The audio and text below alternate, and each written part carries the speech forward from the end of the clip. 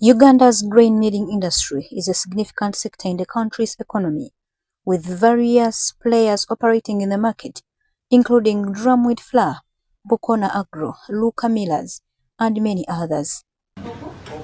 Annually, millers purchase over 3.5 million tons of grain, mainly maize, valued at more than 2.5 trillion shillings. In addition to their economic contribution, these millers also pay billions in taxes, including VAT on electricity and packaging materials. And when we said 2.5 trillion shillings, we are using a very conservative price. I think we used 700 shillings. Because why 700? Because we think that the farmer, 700 is about how much they get per kilo of grain they produce. So that is what we were interested in. The millers support the food security not only of Uganda, but the entire region. You remember how the millers contributed to the food rations of COVID 2020. Despite the sector's substantial contribution, the milling community has been facing challenges such as poor quality grains, high demand due to low supplies, and the ongoing battle against aflatoxin. Never been stable at all. The reason being, we have here the policy of supply and demand. So when the supply comes low, the prices goes up. In the poor quality, they give us implicated seeds full of stones, full of and we pay them money.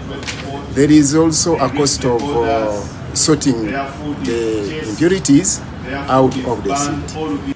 The miller feeds within the value chain, and whenever they make mention of them, they are talking so ill about the miller. To address these issues, the Grain Council of Uganda, with support from China Huangpai Food Machines Uganda Limited and other stakeholders, have convened to hold the first ever Grain Millers Summit, scheduled for 20th May 2025. The summit aims to introduce millers to new, safe and power-efficient milling technology and other opportunities. This summit will feature hundreds of millers from milling communities all across Uganda, grain processors like members of the Grain Council, grain equipment manufacturers like my brother here, China Huangpai, and distributors, including grain and full quality specialists. Many exhibitions will be held alongside the summit. Mwanje Robert, chairman of the Grain Council of Uganda, revealed that the high cost of electricity is a significant burden for millers.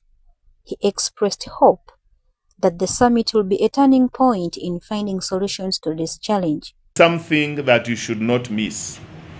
As I said earlier, we have been scorched for that we are using dual-carry machines. People say that these machines break, they end up in the flour. So with this intervention, we can assure you whoever embraces it, that will be all history. We also target insights into safe and efficient grain handling. It will be discussed then. We'll have speakers that will guide the present millers attending that function, the summit, on managing the power bills.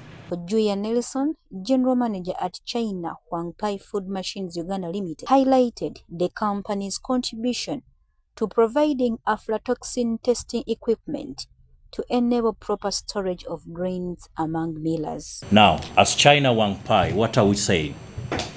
We've come up with aflatoxin testing equipment that we have in stock, and these we've supplied to a few millers here and there, but I must admit that the uptake has been a bit slow for reasons that I don't understand. But also again, aflatoxin testing equipment is a post-mortem process. We should ideally be looking at how to prevent aflatoxin, and the best way to do that would be to have proper storage facilities using silos, for example. We have silos that can store as little as 500 metric tons per hour. That could be a good entry point for somebody who wants to store grain the proper way to avoid aflatoxins. Henry Musisi, Executive Director of the Grain Council of Uganda, called upon millers to attend the summit to understand new technologies and opportunities. That technology, and that is why the partnership that we have set up with China Huangpai is to enable the millers to have these new milling technologies demystified. Okay, they fear them.